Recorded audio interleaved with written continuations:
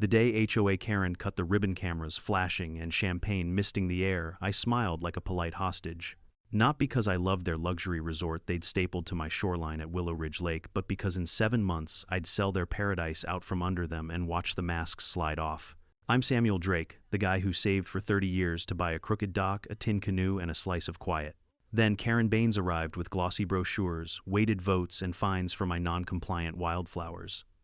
They bulldozed the trees, called it amenities, and told me to be grateful. I nodded, kept receipts, and dug through dusty records until I found the one relic they forgot to fear, a century-old covenant that turns their empire into a tent pitched on my land. You want justice, stay.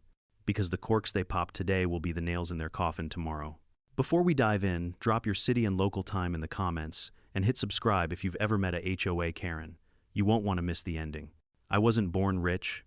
I wasn't even born lucky. Everything I have ever owned came from calloused hands and overtime shifts no one else wanted. For 30 years, I packed my lunch in brown paper bags, fixed my own truck, and worked the graveyard shift at a sawmill outside Boulder, Colorado. Every paycheck had one promise tucked inside it: someday I'll have a place that's mine. No landlords, no noise, no rules, just water, trees, and peace. That dream took the shape of Willow Ridge Lake. The first time I saw it, I almost didn't believe it was real. The late afternoon light hit the surface like a field of molten gold, and the pine air was so clean it stung my lungs. The real estate agent tried to play it down, just a fixer-upper shack on an acre of rough land. But I didn't see a shack, I saw freedom. The dock leaned sideways, the porch sagged, and the roof sighed every time the wind passed, but it was beautiful. My name would be on that deed, and no one could take that from me. The man who sold it to me was named Frank Odell, a leathery old fisherman who'd lived on that lake since the Eisenhower administration. He shook my hand with a grip like sandpaper and said, "Son, this place has 2 laws. Respect the lake, and the lake will respect you." I didn't understand what he meant back then. I do now. For the first year, I lived the life I'd earned. Dawn on the canoe mist curling off the water like smoke from a sleeping dragon. The slap of oars, the cry of loons echoing through the valley. I'd chop wood in the afternoon and watch the sunlight slide across the water until it turned to amber. Nights were cold but honest, the kind of silence you could breathe in and feel it clean your insides. The neighbors back then were like ghosts, old-timers mostly. Retired mechanics, widowed gardeners, a Korean War vet named Hal who kept bees and never said more than 10 words at a time. We waved, swapped jars of honey, fixed each other's fences. No one cared what your siding looked like, or if your grass was an inch too high. It was ours, ungoverned and pure. Then came the newcomers. It started small. One morning, I noticed a shiny black SUV creeping down the dirt road, raising a dust plume like a storm on wheels. Then another. Within months, the tree line shook with the sound of hammers, and the scent of sawdust and ambition drifted across the water. The first new house rose like a stranger at a funeral, huge, glassy, loud. It squatted right on the shoreline where the cattails used to be. Then came a second and a third. Soon the sound of cicadas was drowned out by electric saws and Bluetooth speakers blaring pop hits. The newcomers didn't move into Willow Ridge. They conquered it. They wore expensive hiking boots but never hiked. They called it our community, but they didn't know a damn thing about the land under their feet. I met Karen Baines the day I found 3 men digging post holes 2 feet from my property line. She was standing there in a pastel tennis outfit, clipboard in hand, sunglasses that probably cost more than my canoe. "Good morning," she chirped like she was already queen of the valley. "We're installing a community fence for aesthetic continuity." "Aesthetic?" what I asked. "You'll love it," she said, scribbling notes on her pad. "We're bringing some order to this place. My husband Todd and I are forming the Willow Ridge Estates Association just to keep things civilized." Civilized. That word stuck in my throat like a bone. That night, I heard their laughter echo across the water, the kind of laughter that carries ownership. They lit tiki torches along the bank, the same bank where I used to fish for bass at sunset. The next morning, the first flyer appeared in my mailbox, printed on glossy paper with a logo of pine trees and a lake shaped suspiciously like mine. Willow Ridge Estates Homeowners Association. Protecting our shared paradise mandatory. Dues $3, $200 per year. Community upgrades in progress. I read it 3 times thinking it had to be a prank. I wasn't part of any HOA. My deed didn't mention one. Neither did Frank's old paperwork. So I did what any sane man would do. I ignored it. 2 days later, a group of workers showed up and started hammering a wooden sign into my yard. Willow Ridge Community Park, residents and guests only. I walked outside, coffee in hand, and asked what the hell they thought they were doing. A kid in a neon vest shrugged. "Orders from the HOA, sir. That's my land," I said. He looked at me like I was speaking a foreign language. "Then you should talk to Miss Baines. She's in charge now." In charge. That was the moment I realized something had shifted. Willow Ridge Lake wasn't a haven anymore, it was a trophy, and we were just the dust on its base. The next week I got my first fine, a bright orange paper pinned to my door with painter's tape. Notice of violation. Failure to maintain shoreline vegetation to HOA standards, $500. The vegetation was wildflowers that had been growing there since before the interstate existed. I called the number on the notice. A woman answered, voice cheerful and fake. "Willow Ridge Association, this is Tiffany. How may I help you?" "Yes, I said I'd like to know who gave your people permission to step on my land." "One moment," she said sweetly. The hold music lasted exactly 3 minutes and 40 seconds, somewhere over the rainbow on pan flute. When she came back, her tone had turned corporate. "Sir, you'll need to direct any legal concerns to our compliance department via certified mail." Click. That's when the harassment began in earnest. One day I'd get a letter about my non-conforming mailbox. The next, a $300 fine for unauthorized exterior lighting the single porch bulb I'd had for 10 years. Then came a citation for improper waste storage because a raccoon had tipped my trash can. I stopped calling. I stopped arguing. I started watching. At first I thought maybe I was paranoid that this was just bureaucracy gone mad. But the more I watched, the clearer the pattern became. Karen and her husband weren't trying to organize the lake. They were laying the groundwork for a business. A rumor started spreading that they planned to build a lakeside event lodge. A small gathering space, they called it. Then someone leaked the architectural renderings, 3 stories, stone facade, parking for 200 cars. Weddings, conferences, lakeside yoga retreats. A full-blown commercial resort right on the water that wasn't theirs. At the next community meeting held in the newly built Welcome Center, a building that didn't exist 3 months prior, Karen stood on a small stage with a microphone. Her husband Todd sat beside her, nodding like a bobblehead.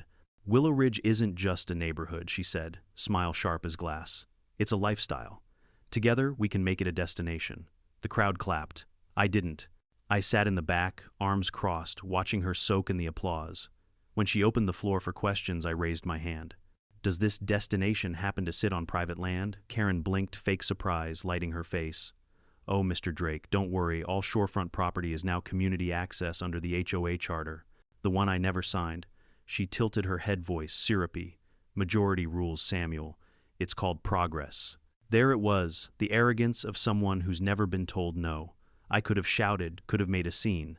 Instead, I smiled, because deep down I already knew how this story would end. When I got home that night, I sat by my wood stove with a bottle of bourbon and Frank's old filing cabinet. I pulled every dusty folder, every deed, every scrap of legal nonsense I'd inherited with the property. And there, tucked behind a yellowed survey map, I found something that made my pulse quicken, a reference to a Water Rights Covenant 1895 county record. Most people would have stopped there. But I'd spent my life building and fixing things. I knew the value of a blueprint, especially one everyone else forgot existed. The next morning, I drove into town and hired a lawyer. A real one. Not the kind who smiled for real estate ads. His name was James Hawthorne, old, sharp, and mean in the right ways. I dropped my stack of papers on his desk. He looked through them for 15 minutes, then leaned back, eyes glittering. "You might just own more than you think, Mr. Drake," he said. "A whole lot more." That was the moment everything changed, when I stopped being the victim and started becoming the problem that would ruin HOA Karen's empire. You could smell the change before you could see it, the faint odor of fresh asphalt and ego. Within months, the gravel road that once led quietly to my shack was paved smooth and black, lined with solar lights that hummed at night, like trapped flies. SUVs glided where deer used to cross. The lake had gone from wild sanctuary to designer backdrop, the kind of place people came to perform their piece instead of live it. And in the middle of it all stood Karen Baines, the new self-appointed queen of Willow Ridge. I'll never forget the first real meeting she called. She sent out embossed invitations to what she called a founding community assembly. It was held at her house, a sprawling McMansion with a circular driveway and a fountain shaped like a swan throwing up water. I almost didn't go, but curiosity has killed more than a few old fishermen.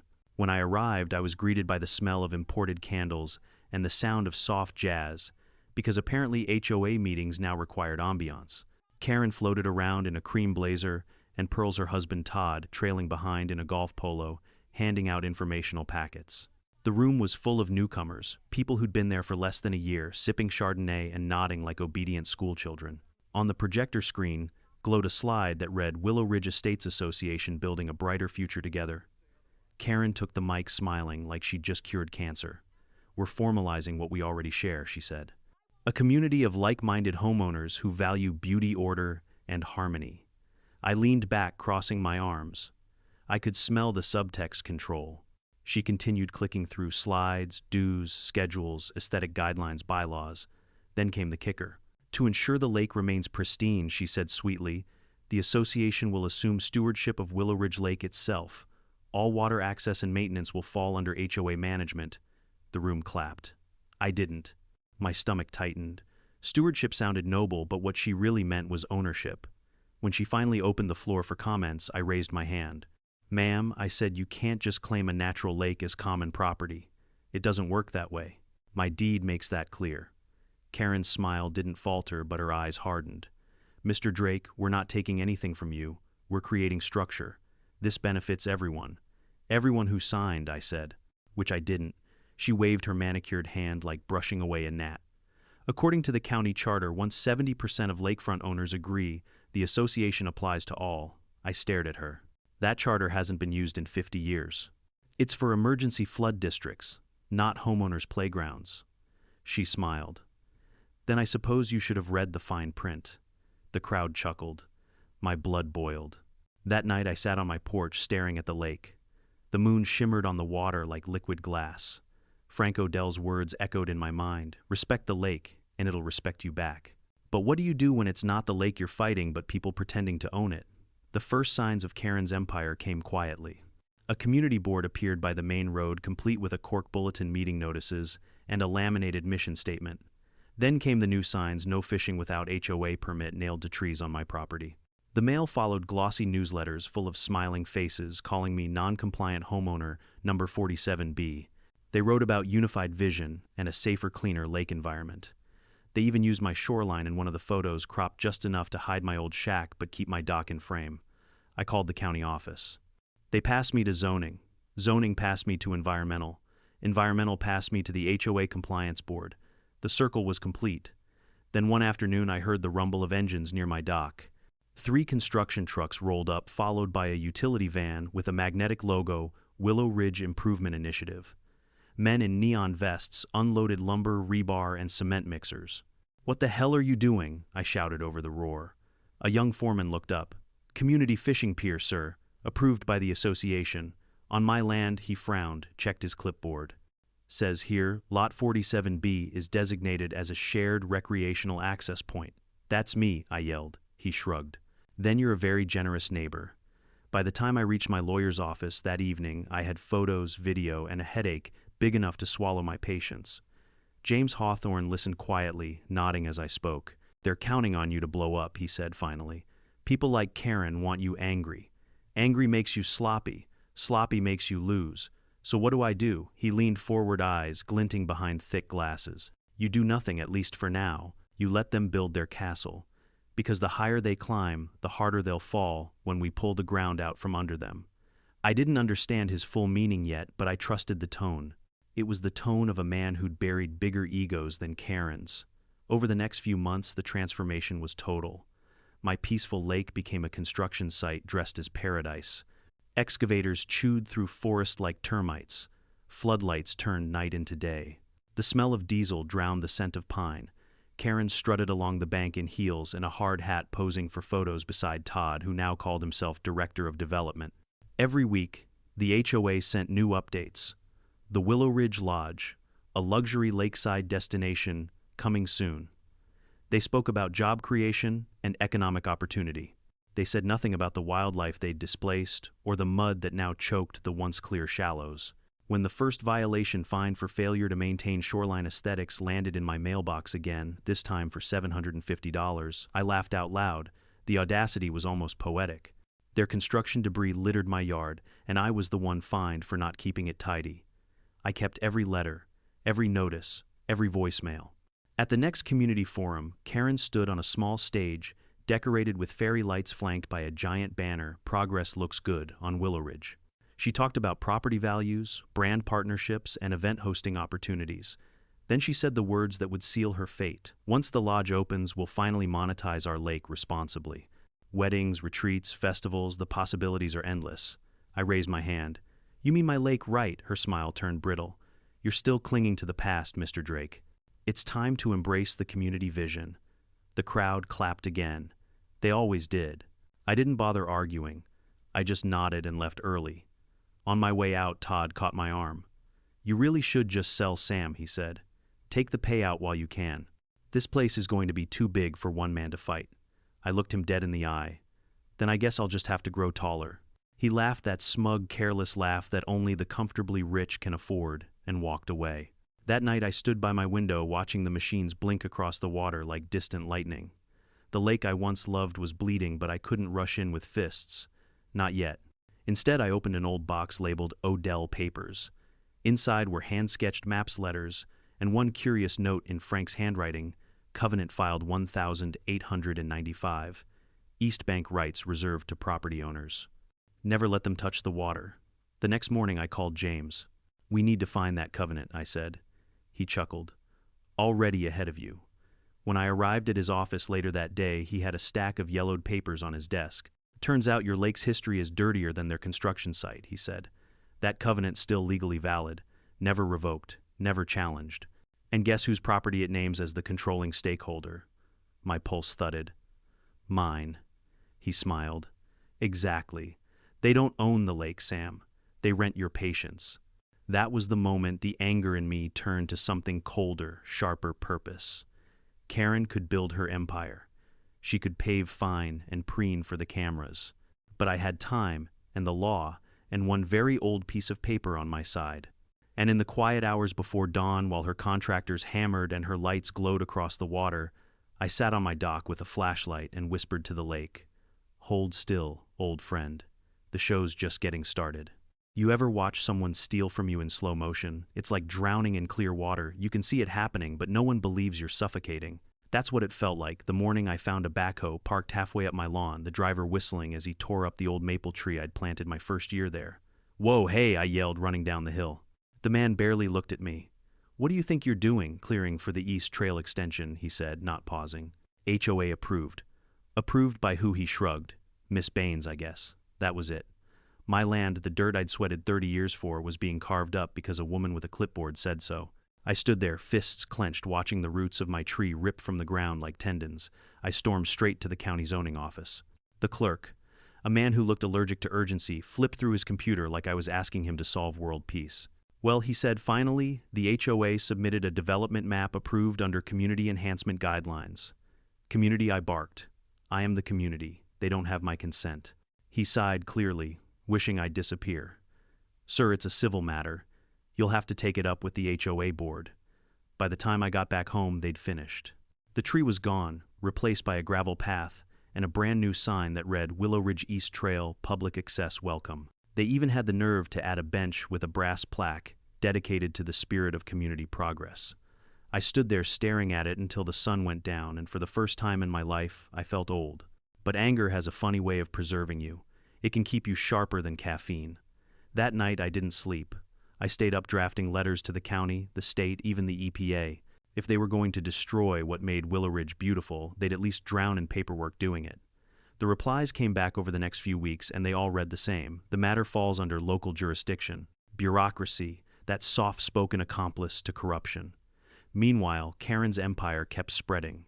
Trucks rolled in daily flattening what used to be the eastern woods. Dumpsters overflowed with splintered beams and beer cans. My dock once, the quiet heart of the lake, now sat 10 feet from a construction fence. Every morning I'd find something new, tire ruts across my lawn, cigarette butts by my porch trash from their site workers. Once I found a blue portable toilet planted directly behind my shed.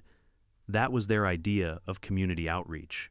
I dragged it off my property myself, towing it with my pickup, and leaving it at the HOA's Welcome Center with a note taped to the door, "Return to sender." The next day, a bright orange notice was pinned to my door. Violation, unauthorized removal of HOA property. Fine $250. That was the moment I realized this wasn't incompetence, it was domination. They wanted to grind me down until I either sold or broke. I went to their next meeting uninvited.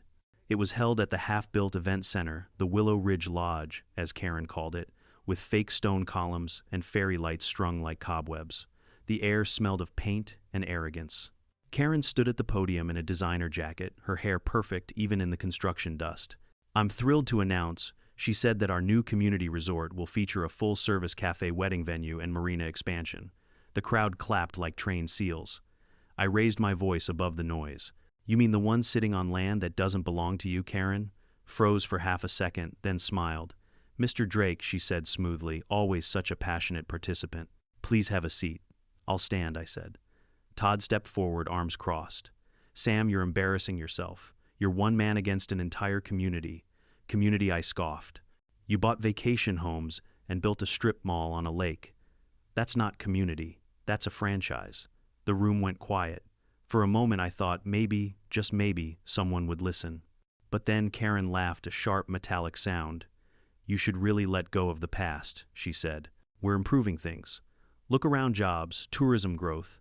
Don't you want Willow Ridge to thrive? Not if thriving means killing the thing that made it worth living in." That earned me a few eye rolls, a few muttered hippie. Karen ended the meeting early after that. As I walked out, Todd followed me into the parking lot. "You're wasting your time," he said. "You can't stop this. We've got the county, the investors, the money. You're just noise." I looked at him and smiled, though my jaw ached from holding back. "Then I'll make damn sure I'm the loudest noise you've ever heard." He didn't reply. He didn't need to. The way he turned his back told me everything. They didn't see me as a threat. Not yet. That night I sat at my kitchen table, surrounded by piles of mail violation notices, dues, demands, friendly reminders. Each one was like a mosquito bite, small but relentless. I started cataloging them by date, amount, and reason. I didn't know exactly what I was building yet, but I knew it was going to hurt when it landed. I also started photographing everything: every tire track, every trash heap, every inch of damage. My phone's gallery looked like a crime scene. But Karen wasn't satisfied with just legal harassment.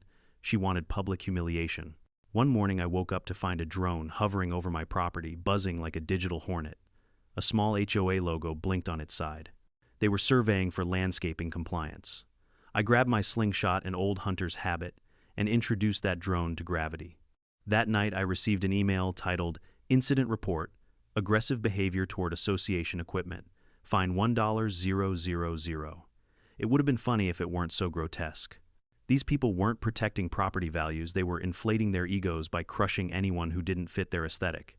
A week later, the local paper ran a story: "HOA brings progress to Willow Ridge Lake. President Karen Baines leads initiative to restore order and prosperity to the community." My name wasn't in the article, but it didn't need to be. The photo showed Karen smiling beside the lake, and in the background, blurred but recognizable, was my shack. The caption called it one of the few remaining non-compliant structures awaiting improvement. That line hit harder than any fine. Awaiting improvement. Like I was a weed in their garden. The few old-timers who were left kept their heads down. Hal stopped waving. The beekeeper sold his lot to an investor. One by one, the soul of Willow Ridge was bought and landscaped out of existence. But the thing about greed is that it doesn't stop when it wins, it only stops when it burns out. And Karen was getting reckless. Her contractors started encroaching past the mapped boundary lines, dumping debris near the lake's eastern bend, a place she thought no one cared about. But I cared. Because buried under that bend in the county records and my deed was something they hadn't seen yet: the original water rights covenant from 1895. So while they built, I dug. While they paved, I researched. I went through microfilm archives, handwritten ledgers, anything that still smelled like dust and ink. I even found a notarized note from Frank's grandfather confirming the covenant had never been rescinded nor superseded. When I showed James, he whistled low. "This is a loaded gun," he said. "They just don't know what's pointed at them." "Then let's make sure they keep walking toward the barrel," I said. He grinned. "Patience, Sam. The best lawsuits age like bourbon." So I waited. I watched Karen's resort grow like a tumor. The event hall took shape. The yoga dock stretched into the water, and every weekend they hosted preview events for investors, people in polo shirts, sipping champagne while the foundation of their empire trembled under a century-old law they didn't even know existed. And every night from my porch I whispered to the lake again. "Hold still," I said. "Let them keep digging their own grave. We'll bury them soon enough." You'd think after months of watching bulldozers slice through the woods like butter knives through bread, I'd be numb. But the morning I woke up to the sound of chainsaws buzzing from the eastern ridge, something inside me cracked. The lake, once my quiet refuge, now roared with the sound of construction, diesel engines growling hammers, clanging the air heavy with exhaust and arrogance. I grabbed my camera and hiked down the trail that used to smell like pine and moss. It now stank of hot metal and wet dirt. They were clearing what used to be my favorite grove, the one with the old birch tree that leaned over the water like it was whispering secrets to the fish. "Hey," I shouted at the men tearing through the roots. "That's private property." A foreman turned, sweat dripping down his neck. "Talk to the HOA, old man." "I am the property," I snapped. He smirked. "Not anymore, you're not. This is Willow Ridge common ground now." And just like that, 30 years of hard work, the land I'd paid off penny by penny, vanished behind the word common. Karen arrived not long after, stepping out of a white Lexus SUV, clipboard tucked under her arm like it was a crown. "Samuel," she called, pretending to be surprised. "You're up early. Isn't it exciting? The new event lawn's going right here. The county approved the soil grading yesterday. The county approved this." I pointed to the bare dirt. "That's my shoreline." She smiled, all teeth and perfume. "Correction, it was your shoreline. You really should keep up with the new HOA map revisions." Her tone was syrupy, sweet, but every word was a knife. I took a step closer. "You're trespassing, Karen." "Actually, you're obstructing development," she said, eyes glinting. "That's a fine, by the way. I'll have Tiffany send you the notice."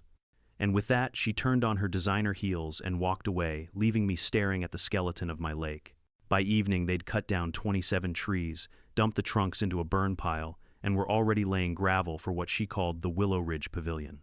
That night, I sat by my wood stove and watched the smoke from their fires curl into the sky, blotting out the stars. The next day, the noise got worse. They brought in pile drivers, massive steel machines that shook the ground with every slam.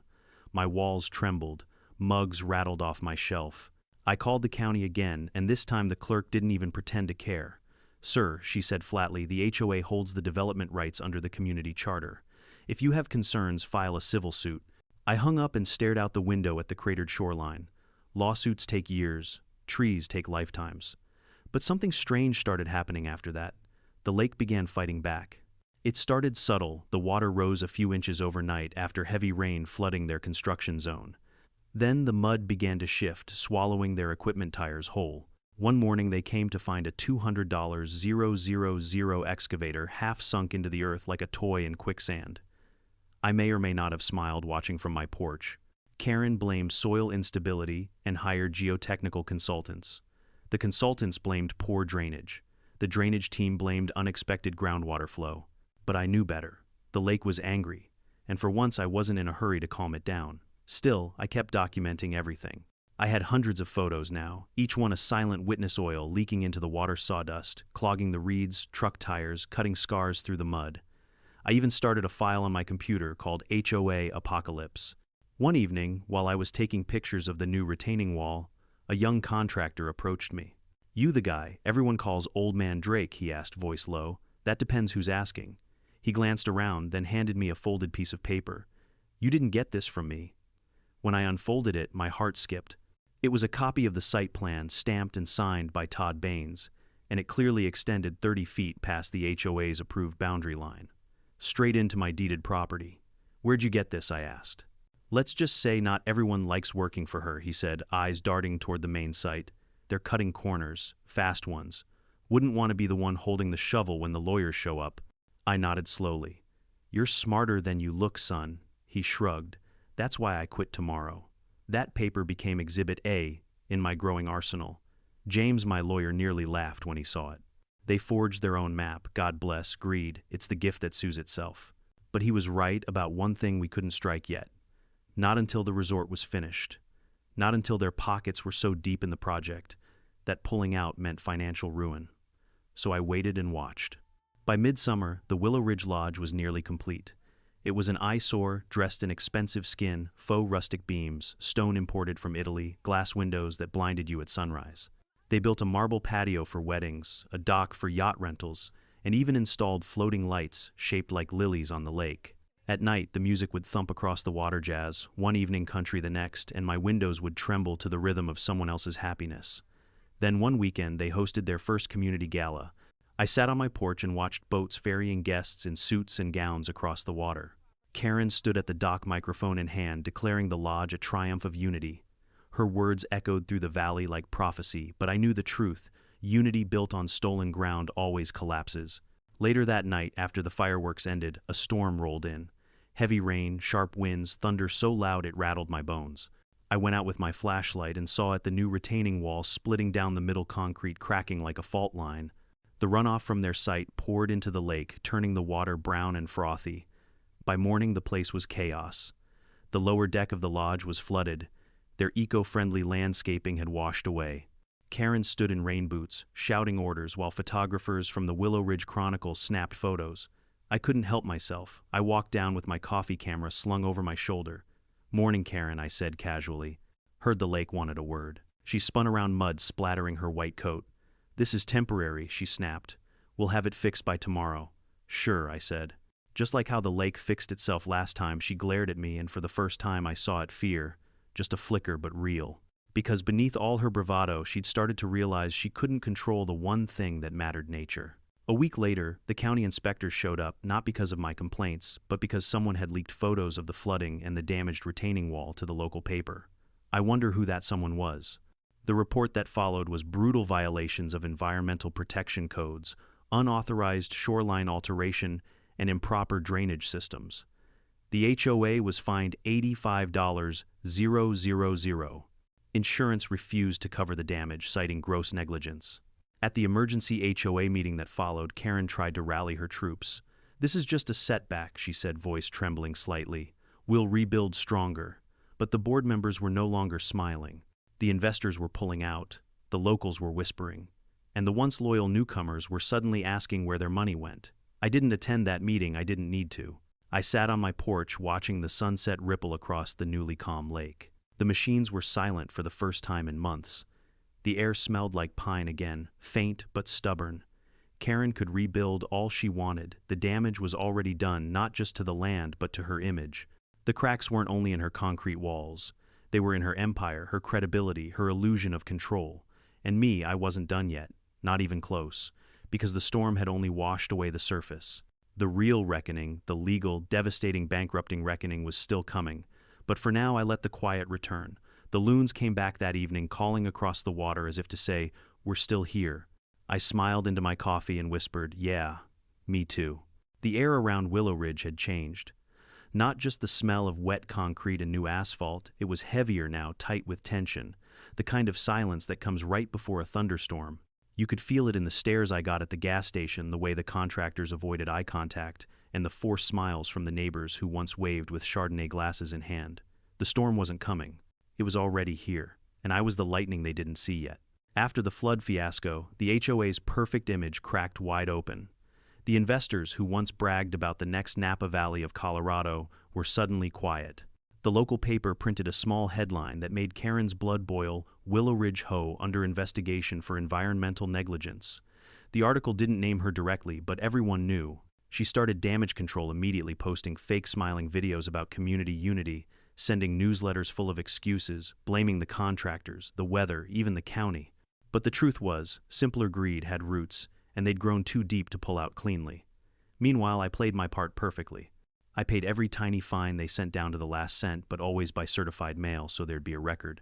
Every photo I took, every letter they dropped on my doorstep, every call, every email I filed, neatly into folders stacked taller than a small child. James, my lawyer, called it the quiet trap. "You don't strike yet," he told me, eyes glittering behind thick glasses. "You let them forget you're angry. Anger makes people careful. But quiet makes them sloppy." He was right. Karen thought I'd given up.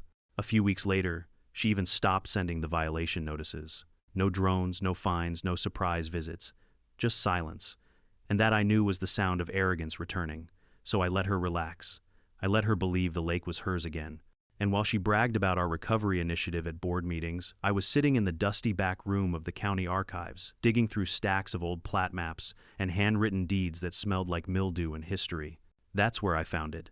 The dusty, leather-bound folder stamped Covenant of Willow Ridge, 1895. Inside was a 6-page handwritten agreement signed by the original settlers and the Odell family. The language was archaic but clear. The eastern lakefront proprietor maintained exclusive rights to the use, management, and commercial exploitation of Willow Ridge Lake and its tributaries. The covenant had never been revoked or amended. It was still legally binding. I traced the boundary lines with my finger. The eastern shore, that was me. I didn't own a slice of the lake, I owned the water itself. James smiled when I showed him. "Congratulations," he said, lighting a cigarette he wasn't supposed to smoke indoors. "You just became the landlord of their entire business." The weight of it didn't hit me at first. But when it did, it was like oxygen flooding my lungs after years underwater. Every dock, every kayak rental, every champagne-soaked wedding on that lake, they were all trespassing. "Could we shut them down now?" I asked. He shook his head slowly. "We could, but that's not what you're going to do." Then what? He leaned back, grin widening. "You're going to let them finish building their empire. Every beam, every brick, every gallon of stolen water, they're investing in your future payday. When it's done, we'll own everything they think is theirs." It was devious. It was poetic. And it was justice wrapped in patience. So I waited. Through the fall, construction surged.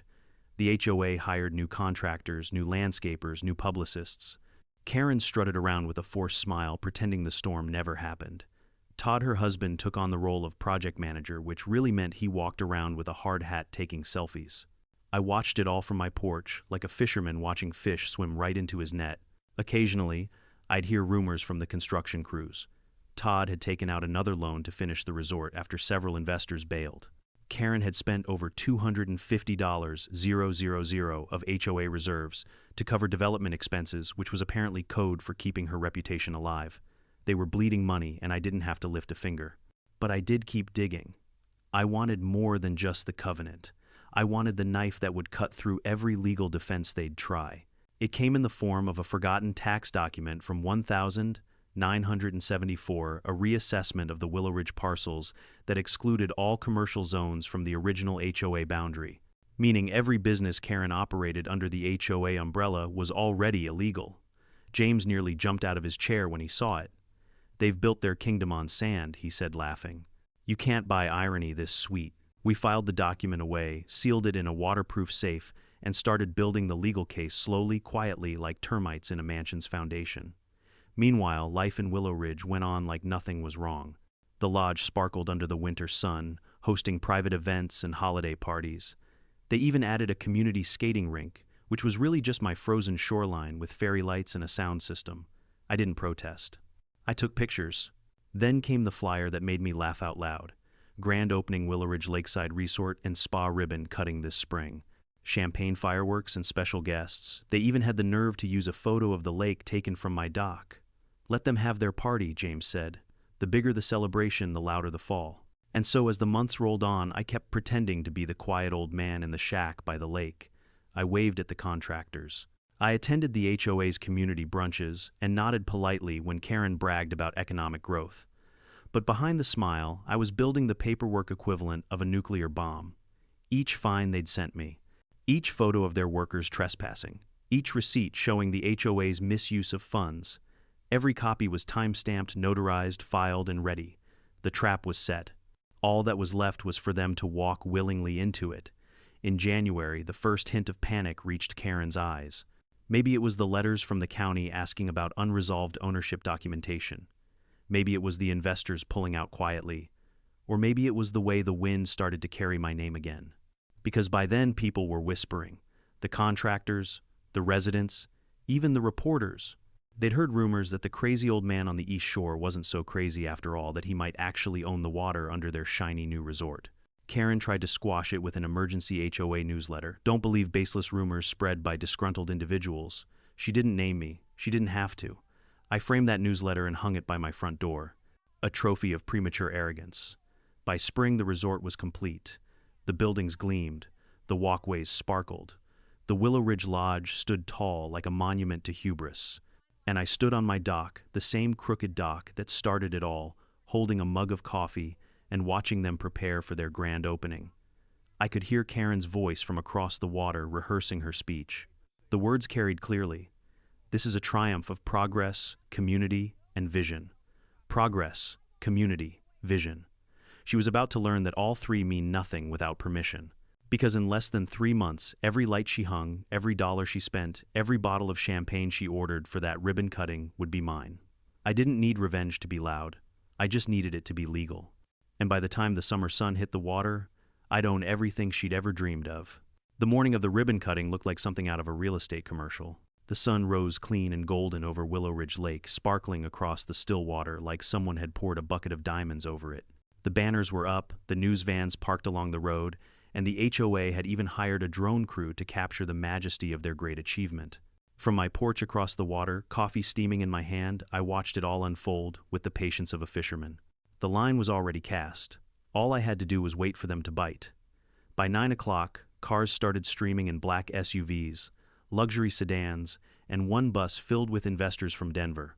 People in suits milled about the lawn in front of the new Willow Ridge Lodge, marveling at the rustic wood beams and lakefront wedding terrace. The lodge really was beautiful, I'll give them that.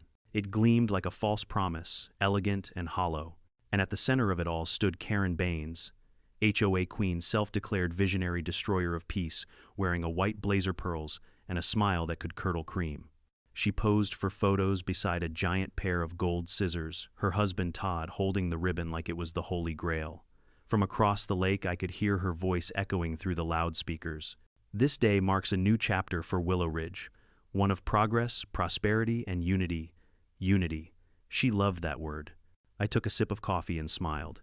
In exactly 7 months, every brick of that lodge, every dock, every boardwalk, every manicured patch of grass would belong to me, the uncooperative homeowner she'd mocked in her newsletters.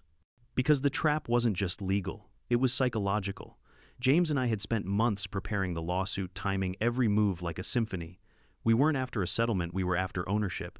The 1,895 covenant was our foundation, but the real power lay in patience. Let them finish, James had told me.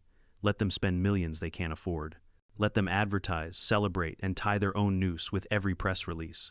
So that's what I did. I stayed quiet. I kept paying my property taxes, kept documenting every violation, kept smiling politely when Karen waved across the lake like she'd already won.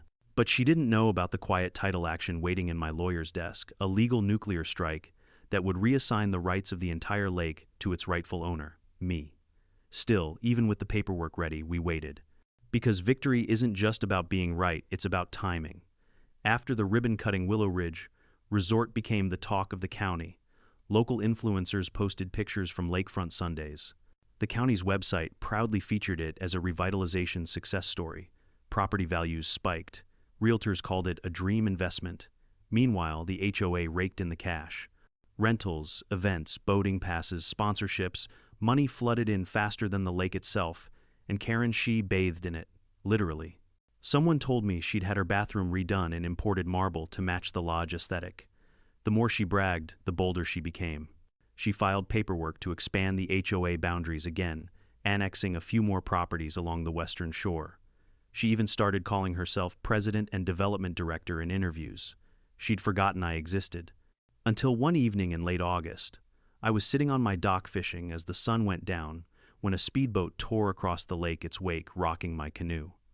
A group of tourists waved at me holding champagne glasses. "Hey, old-timer," one of them shouted. "Nice view from your backyard. You should come see the resort sometime. We own this lake now." I didn't respond. I just smiled and reeled in my line. But when I got back inside, I opened my binder, the one labeled Willow Ridge Lawsuit, Final Phase, and checked the date circled in red, October 2nd, 2023. That was the day we'd file. 2 weeks later, James and I met at his office in Boulder, a cramped room stacked with boxes of old case files and smelling faintly of burnt coffee. He was hunched over a table finalizing the documents. "Once this hits the clerk's desk," he said, tapping the papers, "they'll have 72 hours to respond. But by then the injunctions will freeze every commercial operation tied to the lake. They won't be able to host a picnic, let alone a wedding." "Good," I said. "They built it all on arrogance." "Time to let gravity do its job," he chuckled. "You really learned patience, didn't you?" "I had a good teacher," I said, glancing out the window toward the lake in the distance. "Who me know?" I said. "The lake." On October 2nd, James filed the case Drake v. Willow Ridge HOA et al. The legal motion cited the original 1,895 covenant, the 1,974 tax exclusion document, the environmental violations, and over 400 pages of evidence I'd collected over 2 years. By the next morning, the entire HOA board was in panic mode. The emails started leaking, first board members arguing over possible exposure fund misallocation and unauthorized easements. Karen tried to keep it quiet, but you can't plug that many holes in a sinking ship. Then the county got wind of it. The clerk's office froze every permit and license tied to Willow Ridge Lake pending ownership clarification. That meant no events, no rentals, no weddings, nothing. Karen called an emergency HOA meeting that same night. I didn't go, but my neighbor Hal did, and he recorded the whole thing on his phone. Karen stood at the front of the lodge, voice sharp with panic. "This lawsuit is baseless. That old covenant is meaningless. We own this lake," Todd interrupted, waving a stack of papers. "Except we don't. The title company just confirmed it. The covenant was never revoked." The room exploded into shouting. One woman yelled, "You said everything was legal." Another demanded to know where the money went. Karen tried to calm them down, but it was too late. Her perfect facade had finally cracked, and everyone could see the desperation underneath. By the end of the week, local news had the story. HOA resort faces legal challenge over lake ownership, possible fraud allegations. Reporters swarmed the area, snapping pictures of the once pristine lodge, now sitting half empty and silent. The investors vanished. The HOA bank account was frozen. But the real beauty of it, I still hadn't said a single public word. I didn't need to. The law spoke louder. When Karen finally called me, yes, she had the audacity to call, her voice was calm but strained. "Samuel, can we talk?" "Sure," I said. "What about resolution? Maybe there's a number that would make this all go away." "A number?" I asked. "Funny, that's exactly what I told your husband a year ago." He said I hadn't heard the right one yet. Silence. Then, "Samuel, please. You're destroying everything we've built." "Karen," I said quietly, "you built it on stolen ground. I'm just letting the wind blow the dust off." Click. She didn't call again. 2 days later, her lawyer reached out. "A settlement offer 7 figures. James laughed so hard he nearly spilled his coffee. "We're not taking that," he said. "We're going for title transfer. The whole thing." And so we waited again. The hearings would take months. The HOA would crumble. The resort would rot. And when the dust finally settled, Willow Ridge would belong to me legally, publicly, undeniably. For now, though, I sat on my porch watching the once busy resort flicker in silence. The fairy lights still blinked across the lake, reflecting in the water like dying stars. They thought they'd tamed the lake, controlled it, owned it. But nature doesn't forget, and neither did I. When the first envelope arrived from the courthouse, it was so thick it barely fit in the mailbox. The words, "District Court of Boulder County," glared through the plastic window like a prophecy. I didn't even open it right away. I just carried it to my kitchen table, poured myself a cup of black coffee, and let the moment breathe. It had taken 2 years of fines, harassment, and bulldozers, but finally the battlefield was mine. Across the lake, the once bustling Willow Ridge Lodge stood eerily quiet. The no vacancy sign was gone, the parking lot empty, except for a few abandoned catering vans. I'd heard through the grapevine that 3 weddings, 2 corporate retreats, and an entire wine festival had been canceled pending legal clarification. That clarification, of course, was my lawsuit, the hammer that would crack their marble palace open for everyone to see. I flipped open the file. Drake v. Willow Ridge Homeowners Association, et al.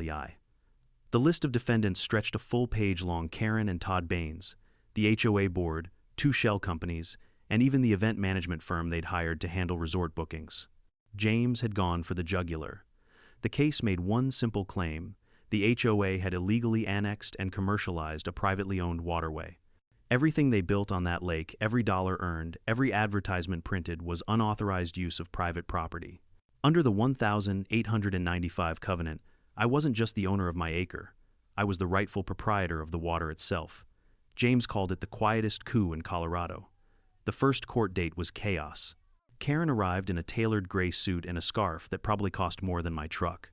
Her husband looked like he hadn't slept in a week. They came flanked by 3 attorneys from Denver, polished, young, and smelling of cologne and arrogance. I came with James, who wore an old brown jacket that looked like it had survived the Nixon era and carried a briefcase held together with duct tape. But when he spoke, the room leaned in.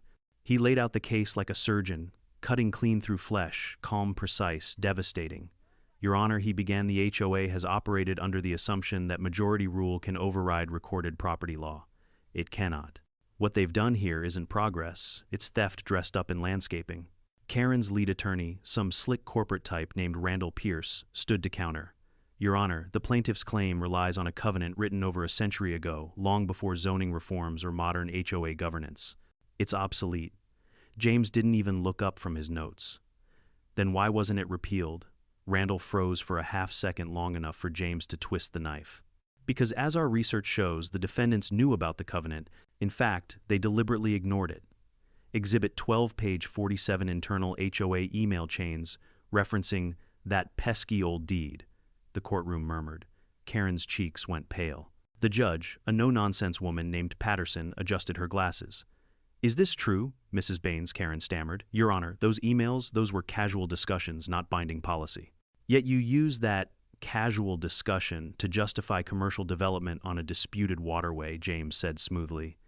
You built an entire resort on land you didn't own. Her lawyer tried to object, but Judge Patterson overruled him. When we left the courthouse that day, I caught Karen's eye across the parking lot. She didn't glare or sneer like before. She just looked small, like a child caught with a stolen toy she didn't know how to return. James clapped my shoulder. She's done. She just doesn't know it yet. But the real storm hit a week later. The media got wind of the case. The local paper ran a front-page headline, Lake owner sues HOA over stolen resort century-old deed holds up in court. Then Denver picked it up. Then national outlets. By the second week, reporters were camped along the Willow Ridge access road, snapping pictures of the controversial resort. The HOA board members started quitting one by one, terrified of being named in the next article. Karen tried to salvage her reputation with a press conference. She stood on the lodge steps in front of a dozen cameras, insisting it was all a misunderstanding. Mr. Drake's lawsuit is baseless, she said, her voice shaking despite the rehearsed confidence. The lake belongs to the community, not a single individual. A reporter shouted back. Then why did your HOA collect private revenue from weddings and events without disclosing it to members? Her smile cracked. She turned, muttering something to Todd, then walked off mid-interview. The clip went viral within hours. Meanwhile, James and I stayed quiet. That was the beauty of it. We didn't need to fight in public. The law was doing the work for us. Behind the scenes, the financial collapse began. The HOA's insurance company refused to cover legal fees due to fraudulent claims of property rights. Contractors pulled their liens. The banks called in loans. The HOA had no liquidity, no assets, and no credibility. By December, the Willow Ridge Resort was hemorrhaging money.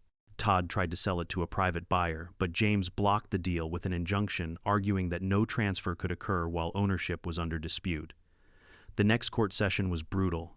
James presented photographic evidence, tax records, survey overlays, even a recorded statement from one of the former HOA board members, admitting that Karen had ordered strategic annexation of my shoreline. Randall tried to object, claiming hearsay, but the judge wasn't having it. I think we've heard enough, Mr. Pierce, she said flatly. Karen looked like a statue, pale, motionless eyes fixed on the table. When the session ended, the judge didn't issue a verdict immediately. She said she'd deliberate, but the damage was done. Everyone knew where the wind was blowing. The next morning, I woke up to a letter slid under my door. It wasn't from the court. It was from Karen. Samuel, I know you hate me, and maybe you're right to. But please, don't destroy the entire community, just to prove a point. We made mistakes, but people live here now. Families. I'll resign. I'll sell. Just don't take it all away. Karen, I folded the letter and tucked it into my binder without answering. Because it wasn't about hate. It never had been. It was about justice. By February, Judge Patterson finally issued her ruling. I'll never forget sitting in that courtroom, the smell of old wood and tension thick in the air. She cleared her throat, adjusted her glasses, and said the words I'd been waiting for. The court finds that the 1,895 Willow Ridge Covenant remains legally binding. The plaintiff, Mr. Samuel Drake, retains exclusive water rights and control of all commercial operations on the lake and its shore. The defendant's use of said property constitutes unlawful encroachment. Karen's lawyer's pen clattered to the table. Patterson continued, her voice like thunder in a canyon. Effective immediately, all commercial activity associated with the Willow Ridge Lodge Marina and related developments is to cease. Ownership of the resort structures and facilities reverts to Mr. Drake, pending reassessment of land titles. Silence. Then gasps. James leaned over, whispering, Congratulations, Sam. You just won the lake. Karen turned to me, eyes glassy. You can't do this, she whispered. But she was wrong. I already had. Outside, the reporters swarmed, microphones thrust into my face. Mr. Drake, what will you do now that you own the entire resort? I just smiled. I think I'll start by letting the lake rest for a while. And as the cameras flashed and Karen's world crumbled, I looked out over the distant water, still and shining beneath the winter sun. For For the first time in years, it felt like peace again. But deep down, I knew this wasn't the end. It was only the start of their collapse. Because now that I owned the lake, I owned their dreams, their debts, and their downfall, and I hadn't even cashed in yet. You'd think the day the judge declared I owned Willow Ridge Lake would be the end of the story, the victory, the credits rolling. But life doesn't wrap itself up with applause, not when greed's still echoing in the distance. Because once I won, every shark in a 3-state radius smelled blood in the water. The court's ruling spread faster than wildfire. Local TV anchors said it like they were announcing the apocalypse HOA resort seized by private owner after century-old deed discovered. National outlets picked it up next, framing me as the David who sued a modern Goliath. They loved that angle, the old man with a canoe defeating corporate greed. But the truth, it wasn't just about justice anymore. It was about what came next. James sat across from me in his office, grinning like a gambler with 4 aces. "Sam," he said, tapping a stack of letters on his desk, "you've officially become the most popular landowner in Colorado." "What am I looking at?" I asked. "Offers," he said. "Resort groups, private equity firms, vacation developers. They all want your lake, and they're willing to pay more zeros than either of us have seen." He slid the first one toward me. Silver Pines Hospitality Group, $290 million for exclusive water and property rights. I whistled. That's more than I ever made in 30 years combined. "Keep reading," he said, sliding another. Apex Leisure Holdings, $410 million contingent on development approval, and another. Trident Resorts International, $2.4 billion offer for full acquisition and redevelopment of the Willow Ridge Lake property. I stared at that last one, blinking. "That can't be real," James chuckled. "Oh, it's real. The resort's location is a gold mine 45 minutes from Denver, private lake existing infrastructure. You're holding a diamond Karen polished for free." I leaned back in my chair, still reeling. $2.4 billion. James nodded. "You could buy an island or 5. Or," I said slowly, "I could finally retire without worrying about HOA newsletters." He grinned. "That's the spirit." But before I signed anything, I wanted one last look at what they'd built and what I now owned. The next morning, I drove down the long cracked road to the resort gates. They were chained shut, the "Welcome to Willow Ridge Lodge" sign hanging, crooked paint peeling from the weather. Inside, weeds had started reclaiming the driveways. The artificial beach looked like a ghost town, empty cabanas chairs flipped by the wind. I walked along the boardwalk, the planks creaking under my boots. The water shimmered quietly beneath me, cold and clear. The lodge loomed above like a forgotten temple to vanity, all that polished wood and stone, now nothing more than set dressing for a tragedy. In one corner I found a wedding arch, half-collapsed silk flowers faded by the Sunday. Beneath it lay a soggy flyer from their grand opening. The date, the same one I'd circled in my notebook when I first promised the lake I'd make this right. Funny how symmetry works. I picked up a small piece of driftwood from the shore and tossed it into the lake. "It's yours again," I said softly, "but it's time to let go." By week's end, I'd made my decision. Trident Resorts International wasn't just offering the biggest check, they were offering something cleaner: closure. They promised to buy out the entire property, dismantle the old HOA developments, and rebuild under new environmental protections. James drafted the agreement. It was airtight, no loopholes, no chance for another HOA resurrection. When I signed it, the number looked almost unreal on paper: $2.412000000. James raised a glass of bourbon. "To poetic justice," he said. I laughed. "To silence." Within 24 hours of the deal closing, Trident's legal team swept into Willow Ridge like locusts in suits. Cease and desist letters went out to every address tied to the HOA. They didn't just take over, they eradicated. Every event rental and club membership canceled. Every boat license permit and access key void. Every HOA bank account frozen. The HOA's email inbox filled with panic overnight. What do we do? Is this legal? Why is the gate locked? Karen's last desperate message leaked online.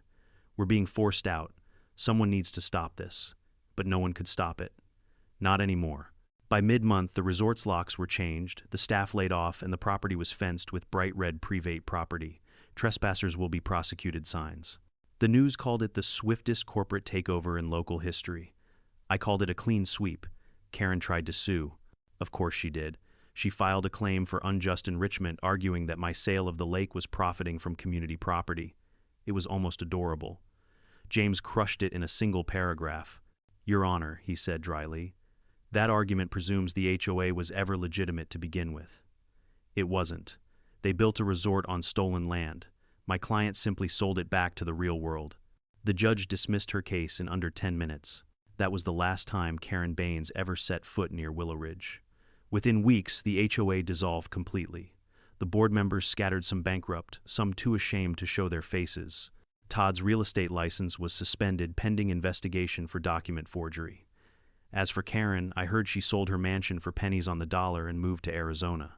Some say she tried starting another community development initiative down there. Old habits die hard, I suppose. Meanwhile, Trident Resorts began transforming the property. They demolished the lodge's upper floors, rebuilt the marina into a conservation dock, and partnered with the state to preserve the surrounding forest. For once, progress didn't look like destruction. And me, I did what I promised myself all those years ago. I went fishing. I kept my shack, my canoe, and my peace. The money sat in the bank more than I could ever spend, but the real reward was something simpler: stillness. The lake was quiet again, breathing without chains. One afternoon, I received a letter from Trident's CEO.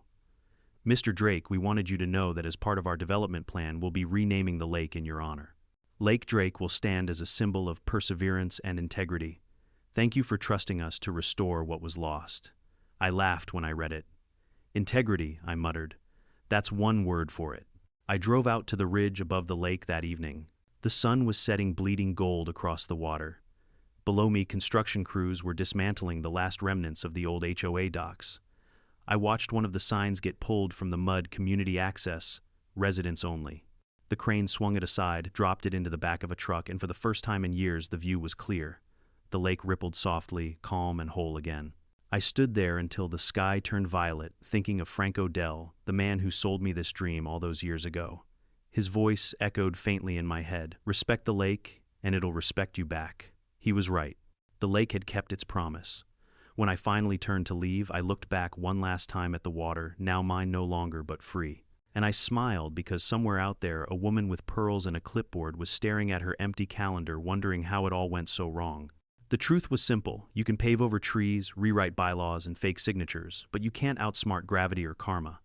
And at Willow Ridge Lake, both came collecting at the same time. The first morning after the sale cleared, I woke up before sunrise.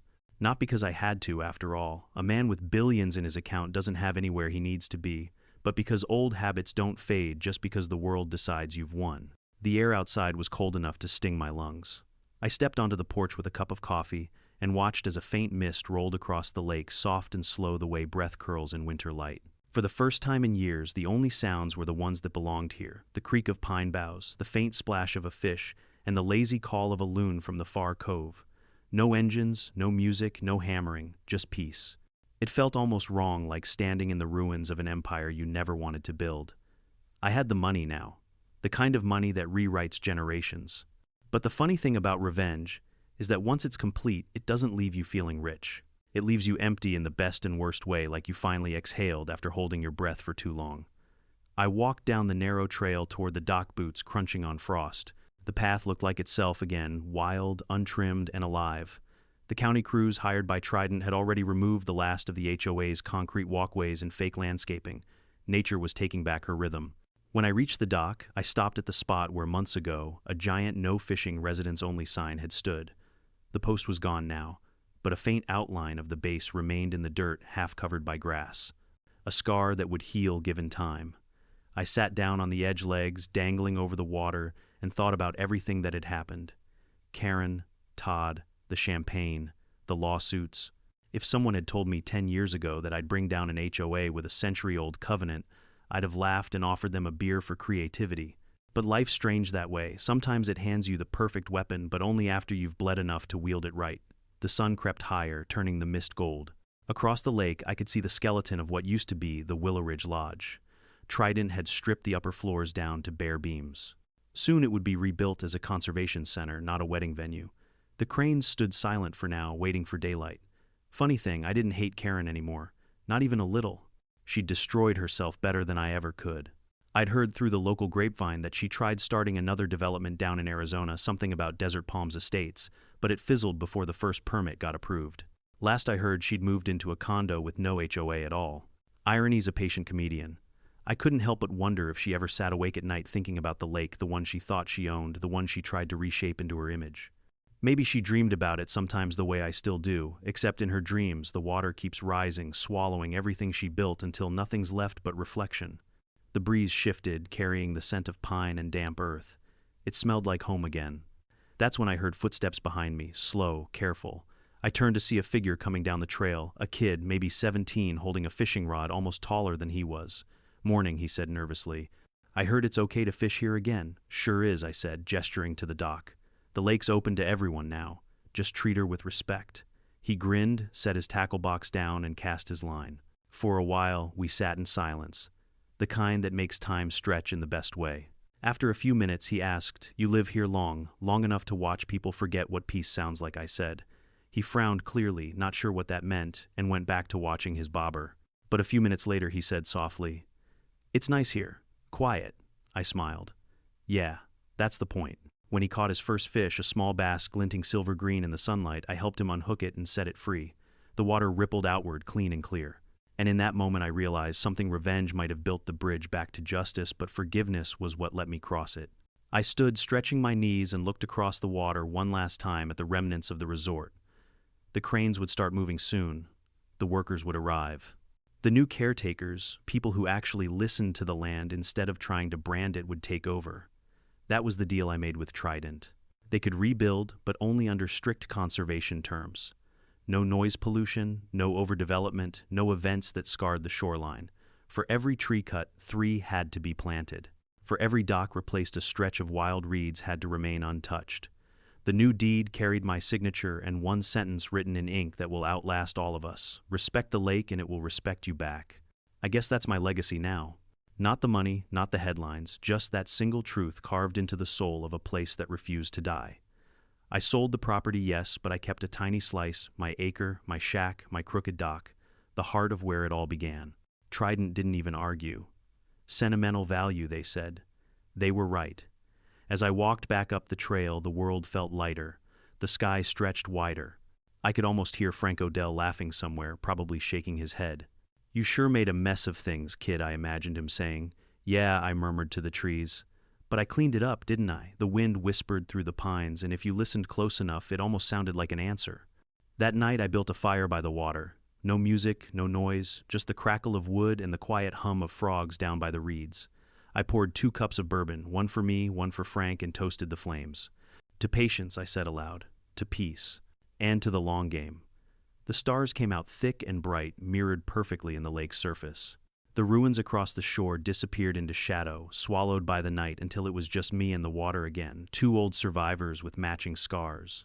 People talk about revenge like it's fire, but that's not right. Fire burns quick, bright, and cruel.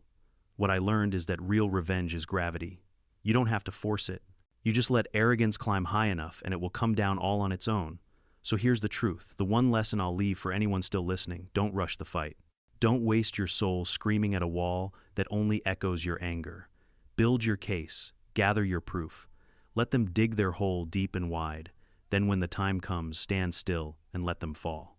And when the dust settles, don't build another wall. Build a dock. Sit down. Breathe. Because no amount of money, no court victory, no newspaper headline will ever feel as good as the sound of water gently touching the wood beneath your feet. That's peace. That's home. And that's the real ending of Willow Ridge Lake. Not a man winning against an HOA, but a man finally learning that silence, when earned, is the loudest revenge there is. So if you've made it this far, thank you for listening. If you've ever been pushed, cornered, or underestimated, remember my story. You can't outvote truth, and you sure as hell can't legislate nature. Now tell me, what would you have done if they built a resort on your lake? Drop your answer in the comments below, and don't forget to subscribe, because somewhere out there another HOA Karen is warming up her clipboard, and trust me, I want to hear how that one ends.